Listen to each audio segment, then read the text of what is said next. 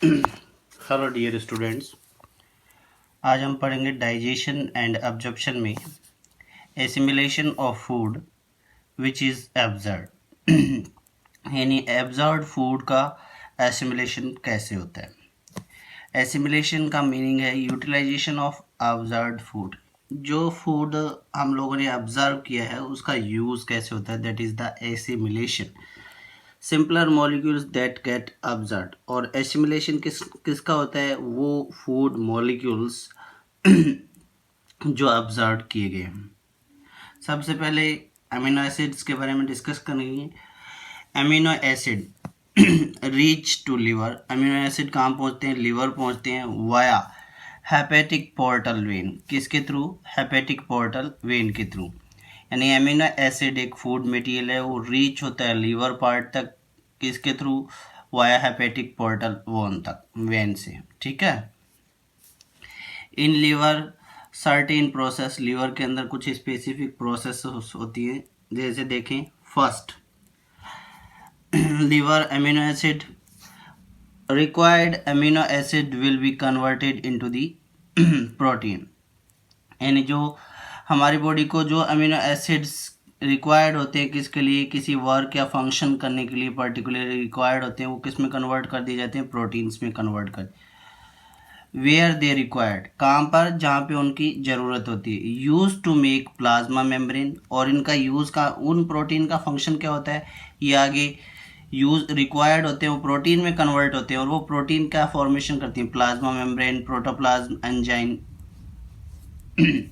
Formation करती हैं।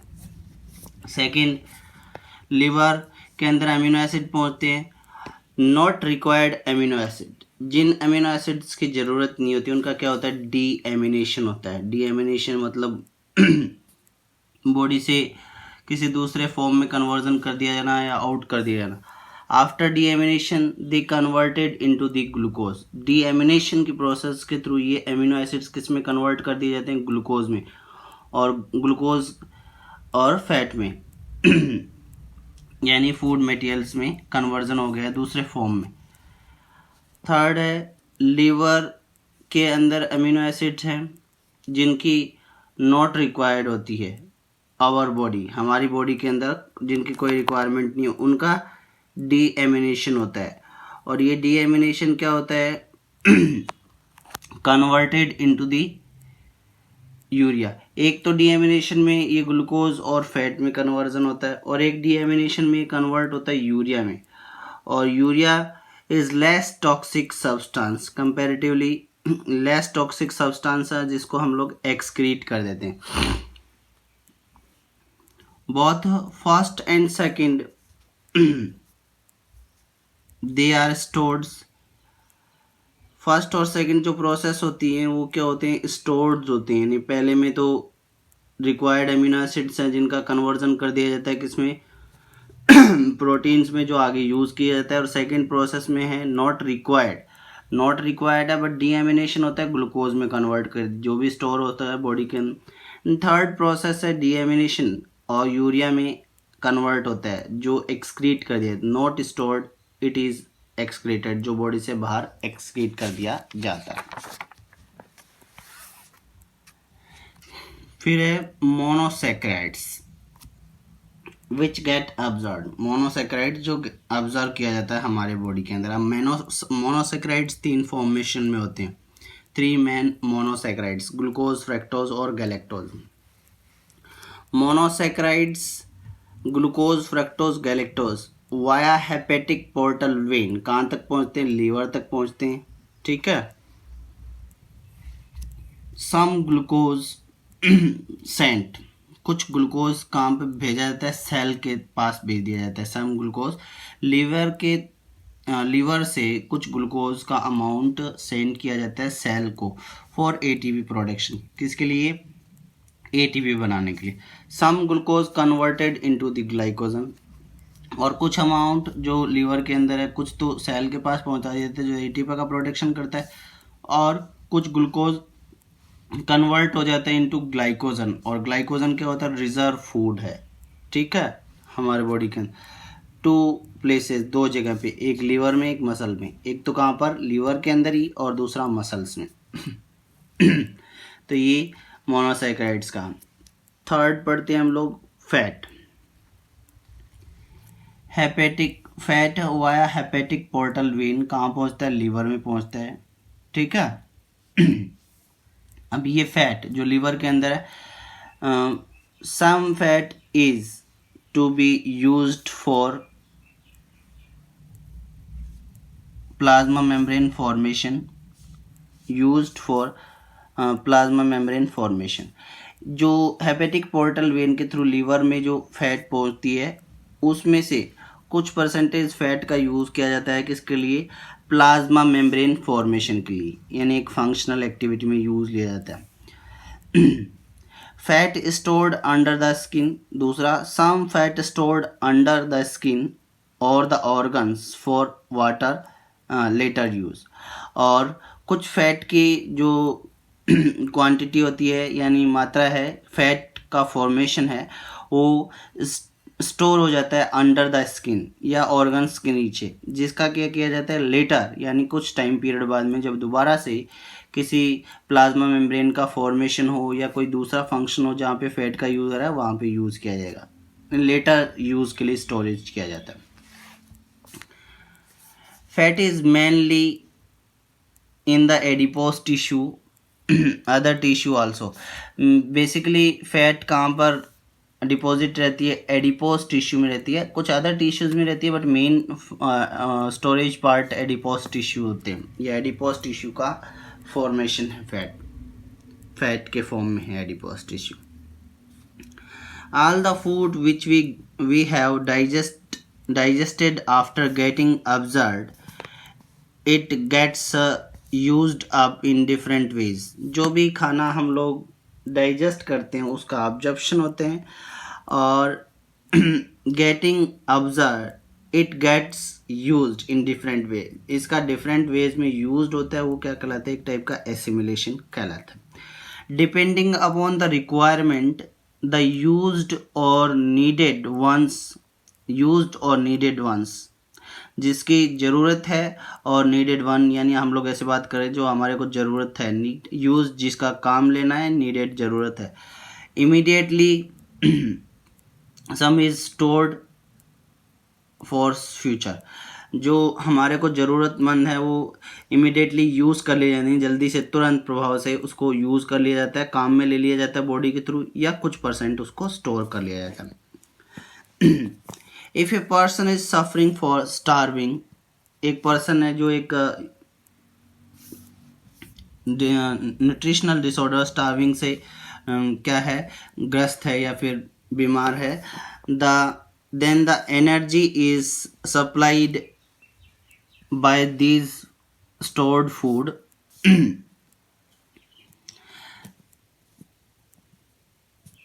then the energy is supplied by these stored food। क्या बोल रहा है कि एक पर्सन है जिसके अंदर एनर्जी माल न्यूट्रिशन है, यानी उसको खाना नहीं मिल रहा है। स्टार्विंग का मतलब होता है बेसिकली सफरिंग फ्रॉम और डाइंग फ्रॉम हंगर, भूख से जो मर रहा है, ठीक है, उसको खाना नहीं मिल रहा, तो फिर भी वो कुछ टाइम तक सर्वाइवल में रह सकते हैं, यानी 10-15 दिन तक, जब तक खाना नहीं मिलता। तो वो एनर्जी उनको कहाँ से मिलती है, then the energy is supplied by these storage food. जो स्टोरेज फूड की हम बात कर रहे थे प्रीवियसली कि फैट स्टोर होता है या फिर ग्लाइकोजन स्टोर होता है, वो स्टोरेज फूड स्टार्विंग की कंडीशन में, यानी जब हंगर से ग्रस्त है कोई इंडिविजुअल, सफ़र कर रहा है स्टार्विंग से, तब उसको वो स्टोर फूड यूज़ ले लिया जाता है 10-15 दिन तक, जब तक वो सर्वाइवल में रहेगा तब तक स्टोर फूड यूज़ लिया जाता है। नेक्स्ट है egestion. Egestion elimination of undigested material और इनडाइजेस्टिबल मटेरियल। जो हम लोग खाना खाते हैं उसका डाइजेशन होता है, एब्जॉर्प्शन होता है, एसिमिलेशन होता है, ठीक है, एंड देन इजेशन। तो ingestion, digestion, absorption, assimilation and digestion, these are the process of digestive system। Digestive system की स्टेप्स होती है।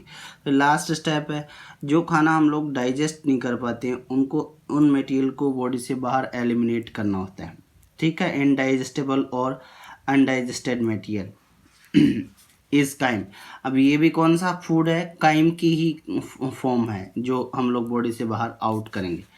काइम आफ्टर अब्जॉर्प्शन, जो खाने का जो फूड पार्टिकल है काइम बोल रहे हैं जिसको ऑब्जर्व किया गया है, इज कन्वर्टेड इनटू द फैकीज, यानी जो काइम है जो अनडाइजेस्टेड है, जिसका डाइजेशन कंप्लीट नहीं हुआ या डाइजेस्ट नहीं हो पा रहा है, या फिर आफ्टर डाइजेशन जो बच जाता है फैकल, वो काइम किस में कन्वर्ट हो जाता है, फेसिस में। ठीक है, chyme converted into the faeces. Undigested food chyme होता है, कम्स इनटू कोलोन, कहाँ पे आता है, कोलोन, और कोलोन किसका पार्ट है, लार्ज इंटेस्टाइन का पार्ट है। काइम कोलोन में आया, colon form chyme, water get absorb, और कोलोन पार्ट के अंदर वाटर का ऑब्जर्प्शन होता है, इसलिए बोला जाता है लिक्विडिक ऑब्जर्प्शन या water absorption takes place in the large intestine. तो कोलोन काइम के अंदर जो भी वाटर मॉलिक्यूल है वो कोलोन में ऑब्जर्व कर लिया जाता है। Chyme in colon 30 to 36 hour, और कोलोन पार्ट के अंदर काइम ये फूड का जो अनडाइजेस्टेड मटेरियल कितने घंटे तक रहता है, अप्रोक्सीमेट 36 घंटे तक, रिमेनिंग अबाउट 36 आवर, 36 घंटों तक रहता है। In colon chyme shifted, colon से काइम कहाँ पे शिफ्ट होता है, rectum, the last part of intestine. Colon से ये काइम जब पानी ऑब्जर्व कर लिया जाएगा वाटर, तो रेक्टम में ट्रांसफ़र कर दिया है।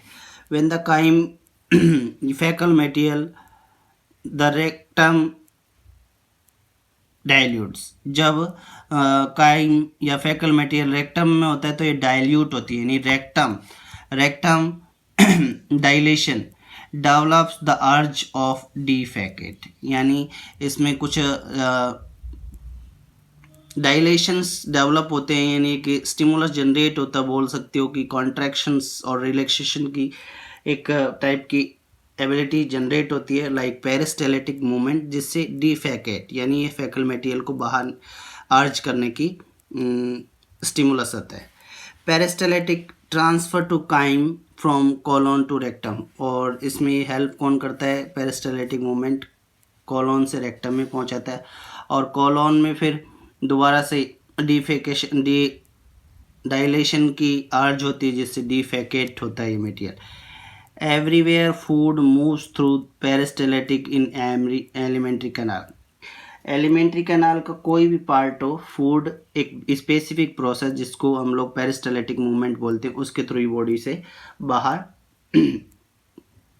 मूवमेंट करता है। फिर बोल रहा है एक important term, if defecation is somebody holds it for long time, कि डिफेकेशन यानी बॉडी से जो एक्सक्रीट करना है उसको कोई पर्सन, इंडिविजुअल पर्सन कुछ टाइम पीरियड के लिए रोकता है, ठीक है, for a long time period, लंबे टाइम पीरियड के। The faecal matter return into the colon, और जो फैकल मेटल है वो कहाँ से दोबारा से कोलोन में पहुँच जाएगा, part of further absorption of water, और दोबारा से उसमें क्या कर लिया जाता है, पानी का और ऑब्जर्प्शन कर लिया जाता है। Normally rectum remains empty, normally rectum empty रह जाएगी, और longer material store in colon harder। आप क्या बात कर रहे हैं कि जब ये फूड मटेरियल रेक्टम से कोलोन में भेज दिया जाता है तो इससे सारा का सारा पानी ऑब्जर्व कर लिया जाएगा। लंबे टाइम तक अगर ये कोलोन में रहेगा तो ये फैकल मटेरियल कैसा हो जाता है, हार्डर हो जाता है। It gets from water absorption, it gets for water absorption that condition is constipation, और जब सारा का सारा पानी ऑब्जर्व कर लिया जाता है तो उस के फॉर्मेशन के अंदर क्या रहता है, कि इट मीन्स वो फैकल मटेरियल सूख जाता है, ड्राई अप हो जाता है वाटर ऑब्जर्प्शन, और इस कंडीशन को कॉन्सिपिटेशन बोला जाता है। फैकीज कंटेन्स ऑल अनडाइजेस्टेड, अब जो हमारा फैकल मटेरियल होता है उसमें क्या होता है, undigested food material plus water plus it has yellow colour, इसका कलर कैसा होता है, येलो होता है। येलो कलर किसकी वजह से होता है, स्टेरोकोबिलिन और स्टेरोकोबिलिनोजन, ठीक है, ये बाइल पिगमेंट्स हैं दोनों, बिलीविरिन और बिलीरुबिन और बिलीविरिन कन्वर्ट होते हैं किसमें, इन दोनों में, ठीक है, इनटू बिलीरुबिन और बिलीवर्डिन कन्वर्टेड इनटू द स्टेरोबिनोजन और स्टेरोबिलिन, इन दोनों में कन्वर्ट होते हैं जो बाइल पिगमेंट थे, ठीक है, जिसकी वजह से फेकल मटेरियल येलो होता है। इसके बारे में हम लोग प्रीवियसली डिस्कस कर चुके हैं। It is today's topic. Thank you.